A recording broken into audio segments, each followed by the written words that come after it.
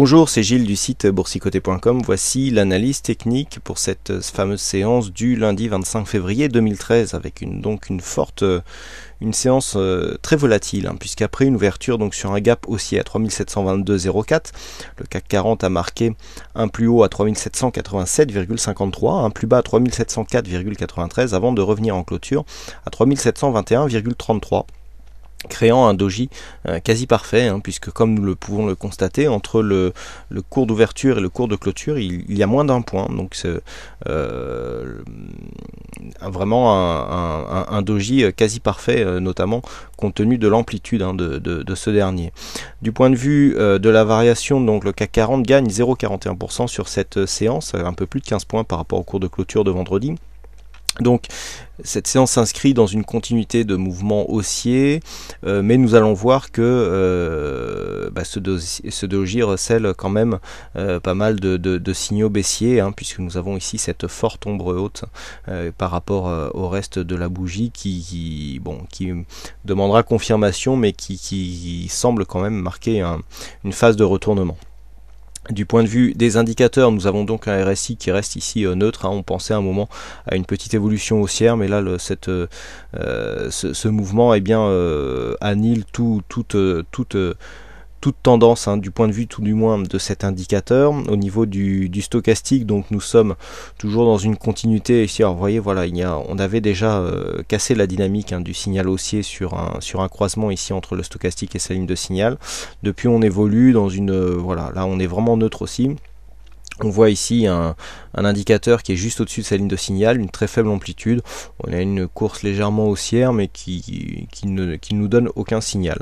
Du point de vue du MACD, donc on continue sur une dynamique haussière. Nous allons voir que quand même, donc du point de vue purement chartiste, on est quand même dans une tendance haussière court terme, même si au moment où je vous parle, tout est en train de se retourner et qu'il semblerait que demain laisse place à une forte bougie baissière, avec notamment une ouverture sur un fort gap, puisqu'au moment où je vous parle, on est en train d'attaquer on est entre 3650 et 3660 points du point de vue des contrats futurs.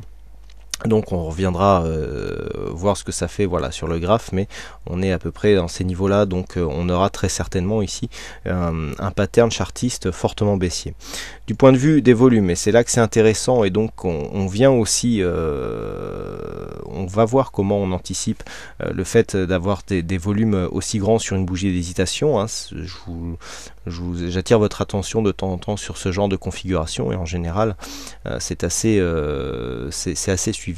Donc là ici des volumes en hausse sur cette phase haussière, mais qui est aussi une bougie d'hésitation. Donc là la manière de voir un petit peu cette évolution va changer quelque peu.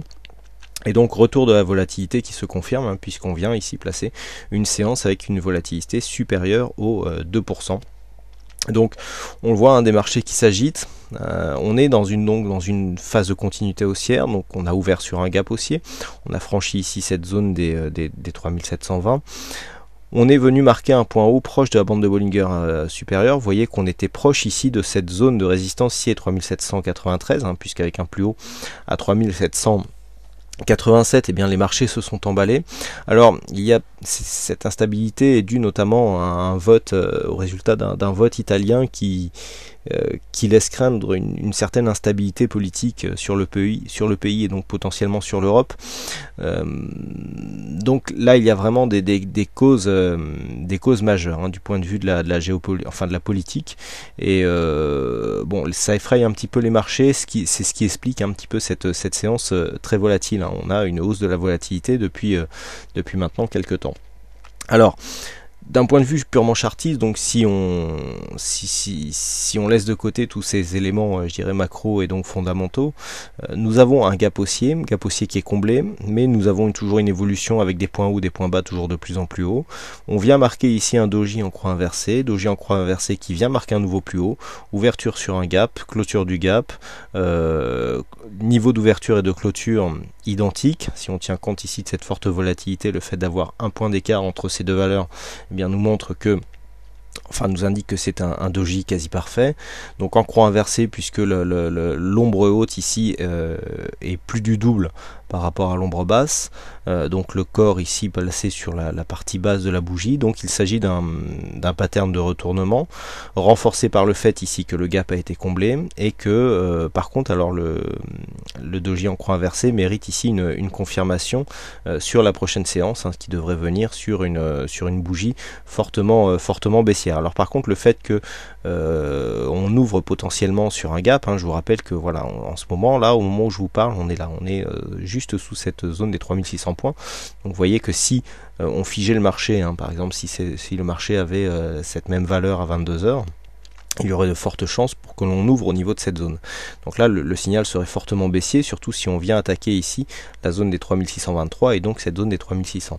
Alors pour l'instant, du point de vue du fond de tendance, on a confirmé ici donc ce point haut et surtout ce point bas, puisque je vous disais que en cas de cassure ici de cette zone ici, 3744, ce point bas serait considéré comme point bas significatif, puisqu'il serait situé entre deux points hauts. Donc du point de vue de la tendance de fond, on est toujours ici dans une phase avec des points bas haussiers et des points hauts aussi. Maintenant, le fait de venir ici casser les 3622, donc le plus bas de la séance ici du 21, c'était les 3623. Donc si on vient casser ici cette zone, on sort de cette dynamique haussière, hein, qui commençait ici qui nous donnait une petite tendance sur un mouvement court moyen terme. Ensuite, nous avons donc la zone des 3600 points qui, du point de vue de la tendance moyen terme, là, nous ferait basculer dans une tendance baissière, puisque nous aurions ici ce point haut avec ce deuxième point haut légèrement plus bas. Alors tant que si l'attaque ici n'est pas très franche, on pourra considérer que nous sommes en zone neutre. Par contre ici, si les cours ici viennent enfoncer cette zone des 3600 points, eh bien on aurait pas mal de zones techniques, hein. Je rappelle que cette zone des 3600 points ici est relativement importante et que nous avons ici potentiellement, hein, toujours cette phase, hein, avec plusieurs rebonds significatifs sur cette zone des 3600. Le fait d'avoir un nouveau rebond ici et revenir sur ces 3006, on pourrait avoir un potentiel ici de quasiment 200 points. Donc là, d'un point de vue moyen-long terme, il faudra absolument surveiller cette zone des 3600 points comme le lait sur le feu, puisque nous aurons ici potentiellement une possibilité d'accélération qui pourrait vraiment placer le CAC 40 dans une tendance moyen terme baissière et surtout très dynamique, hein, puisque là on pourrait vraiment, c'est une zone qui est très significative, hein. On est vraiment marqué des points bas significatifs très forts. C'est soit des niveaux d'ouverture donc sur un plus bas. Vous voyez que sur cette séance ici du 31 décembre, on avait ouvert au plus bas, donc à 3599,22, hein, c'était le plus bas de la séance, et ici on a clôturé au plus bas, hein, à 3601,05. Donc là cette zone est vraiment fortement, elle est vraiment très forte, et le fait de la casser ici, alors que ce soit en gap, sur gap ou en séance, eh bien donnerait quand même un signal très particulier. Alors au moment où je vous parle, on vient de casser ici les 3650 points. Donc a priori, donc sur l'évolution de la séance, donc il est clair que cette bougie ici en doji et donc en croix inversée sera confirmée demain par une bougie fortement baissière, à moins que l'on ouvre bas et que du coup on remonte assez fort.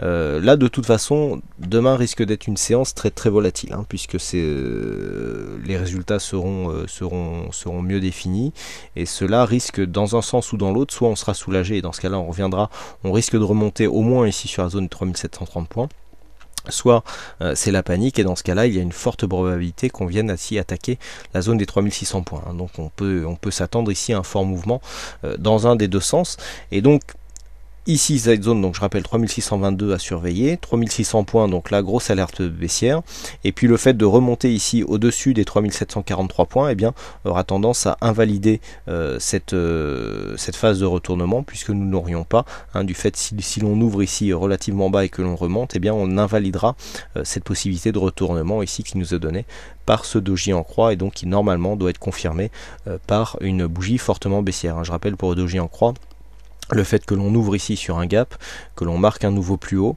bon, le gap qu'il soit clôturé, ça je dirais, c'est secondaire comme élément technique, mais le fait que le doji soit parfait, qu'on soit bien ici dans la partie basse du corps, eh bien, met une grosse pression baissière donc, sur cette séance, et donc si on confirme par une bougie fortement baissière, eh bien, le signal de retournement est tout à fait valide, et vous voyez que du point de vue court terme, on aurait ici ce point haut, ce deuxième point haut, et donc une invalidation du mouvement par cassure ici des 3622 points. Voilà, désolé pour avoir répété les éléments plusieurs fois, mais là on a vraiment des possibilités assez fortes dans un sens ou dans l'autre. Quoi qu'il en soit, cette séance a permis donc avec cette forte volatilité de valider donc en gain un signal turbo-CAC, donc signal qui était intervenu vendredi matin à l'ouverture et donc qui a vu ici son objectif se réaliser au cours de cette journée. Donc c'est un signal gagnant donc pour cette stratégie. Je rappelle que le précédent signal ici avait provoqué une perte d'une quinzaine de points de mémoire. Là on en gagne environ une centaine, donc bon, le bilan est quoi qu'il en soit plutôt positif si on prend l'ensemble des signaux précédents. Voilà donc ce que l'on peut dire sur cette analyse technique du CAC 40. Alors aujourd'hui, il y a deux gagnants au jeu du fixing, puisque nous avons McCloser et notre ami Lavag qui gagnent tous les deux à ce jeu du fixing. Donc bravo à vous deux. Et puis quant à moi, il ne me reste plus qu'à vous souhaiter à toutes et à tous une bonne soirée, bonne chance dans votre aide, et je vous donne rendez-vous dès demain pour d'autres analyses techniques en vidéo. Pas de signal sur le graphe secondaire ce soir, voilà, ça c'est pour ceux qui me demandent régulièrement. Bonne soirée à tous et à demain pour une prochaine analyse.